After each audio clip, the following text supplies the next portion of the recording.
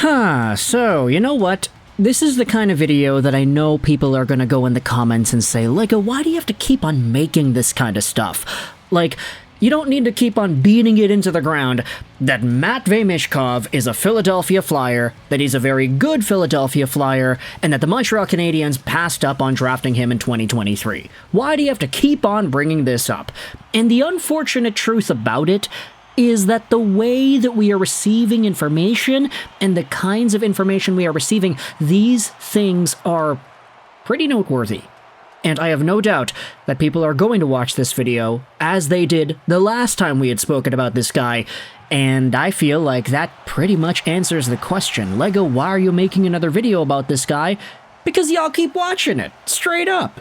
Today we're talking about Matvei Michkov and a very interesting element of his relationship between the Montreal Canadiens. You see, last time we had discussed Matvei Michkov, it was in a commentary about the truth as to whether or not he actually rejected the Montreal Canadiens. It was a big idea floating around back in 2023 that Matvei Michkov, in some sort of an attempt to decide where he would get drafted into the NHL, was feeding different NHL teams different information about his status, whether or not he'd be able to go over to the National Hockey League right away, whether or not SKA St. Petersburg, the team which held his rights in the KHL, would be holding on to him for longer. He had a contract that was going on till I think 2027 or whatever it was, and so there were different pieces of information that we could put together like a puzzle to form this idea that Michkov told a bunch of NHL teams at the top of the draft, hey, I'm not going to be available, you can't get me right away, but then he told Philadelphia, I'm going to be good. And then they drafted him because they were one of the only teams that he actually gave confidence to. We discussed and disputed that idea in the last video, and essentially we came over some comments from Michkov where he said that, yeah, no, I didn't do anything like that. Montreal just didn't want to draft me. Well, today we are diving into another article, because this piece published by Matthias Brunet on lapresse.ca, Matvei Michkov, the Flyers' pretty risk, goes out there and pretty much confirms what Michkov said in that interview. Michkov said, hey, I didn't not tell the Canadiens to draft me, they just didn't draft me. And now we have ourselves an inkling as to why.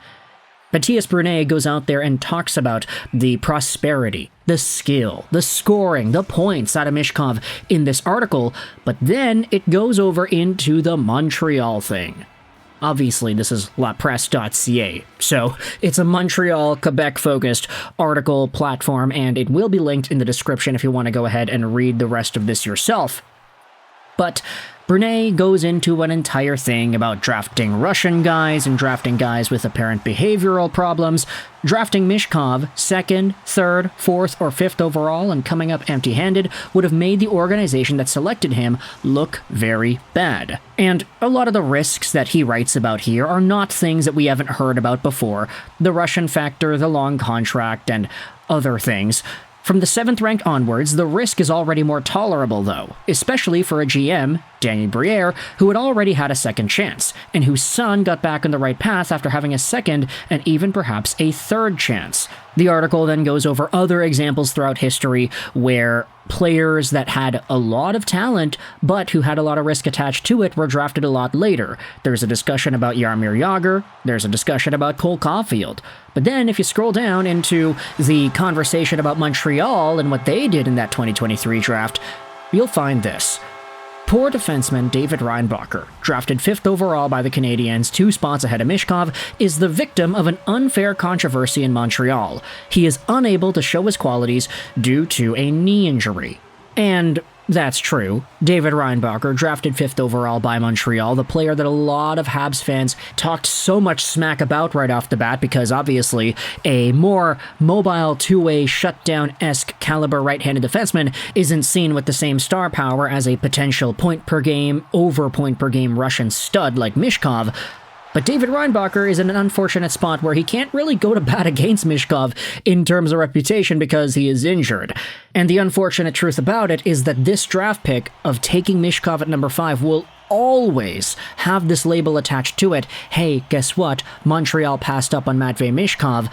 Matthias Brunet, however, goes out there and writes this. For Montreal, it was not a David Reinbacher, Matvei Michkov dilemma. The Canadiens, rightly or wrongly, didn't want Michkov. If Reinbacher hadn't been available, they probably would have gone with a Ryan Leonard or a Dalibor Dvorsky. Management didn't lack information on Michkov, with the father of CH co-recruiter Nick Bobrov among the SKA leaders, the trainer of another gifted forward, Ivan Demidov, drafted by Montreal a year later. The Flyers should be congratulated for their audacity and the management of Michkov since his arrival in Philadelphia, and understand that the clubs that did not dare to do so. As for David Reinbacher, he will still have time, at 20 years old, once he had recovered from his injury, to prove that he can become a first-pair right-handed D-man. Besides, if the Flyers held the 5th pick, they might have chosen Reinbacher at that rank too. This is a question from La Presse that Danny Briere preferred not to answer in his offices at the end of August, during an exclusive interview, contenting himself with stating that the evaluation was extremely tight between the young men. There you have it. You know everything. And that is... it's kind of... I don't know how I feel about that, to be honest. It's kind of alarming. Like, okay, Montreal took Reinbacher over Michkov. The idea here that Brunet insinuates that if Philadelphia was drafting 5th overall, they would have taken Reinbacher over Michkov too. And for Montreal, it wasn't even a debate of Michkov and Reinbacher. It was a debate of Reinbacher, Dalibor Dvorsky, and Ryan Leonard. That's crazy when you take a look at where things went in that 2023 NHL Entry Draft. I mean, Dalibor Dvorsky wasn't taken until 10th overall. Of course, you have Ryan Leonard, who was taken a little bit earlier at number 8, but still. The idea that David Reinbacher was Montreal's guy, and that Leonard and Dvorsky would have been number 2 or number 3, swapped around in that order, that is really interesting to me. Now, for some of these guys, it makes sense. Honestly, like when you think about Ryan Leonard, Washington Capitals prospect, he's in the NCAA right now. He's doing very well. He is almost a goal-a-game guy. He's very good. Last year, he had 60 points in 41 games played as a freshman for BC. Ryan Leonard is a power forward right-handed sniper monster. Meanwhile, Dalibor Dvorsky was in Europe. He was doing his thing in Sweden. Eventually, he found himself in the OHL last year, where he was a dominant force, and now he is a sub-point-per-game AHL player at just the ripe age of 19 years old. There's a lot to like out of these two forwards that Montreal was apparently coveting, but at the same time, you have to acknowledge Ryan Leonard, his production in the NCAA, that's great. Matvei Michkov is doing the same, if not better production-wise, in the NHL. You could say the same thing about Dalibor Dvorsky. It's ridiculous to me that Montreal didn't even have Michkov on their radar in their top 3 in this spot.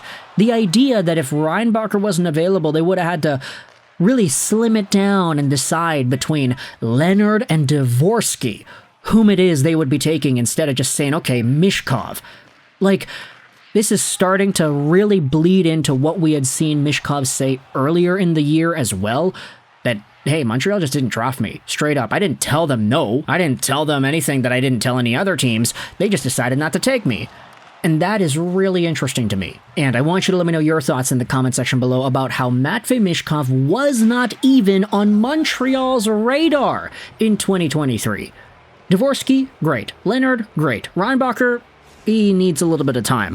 Matvei Michkov, though, fantastic. And to hear that for a guy that a lot of people were pegging as a 2nd overall pick behind Connor Bedard for years, to hear that that guy wasn't even in the top 3 of whom the Montreal Canadiens were considering to draft in that spot, it's ridiculous. And I want you to let me know your thoughts in the comment section below. Michkov, yay or nay?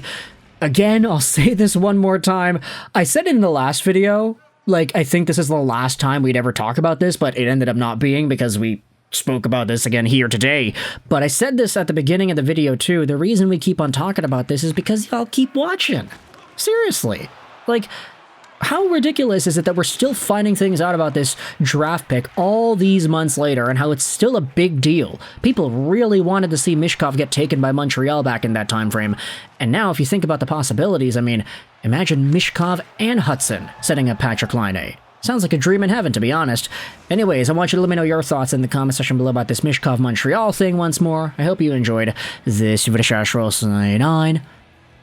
And bye.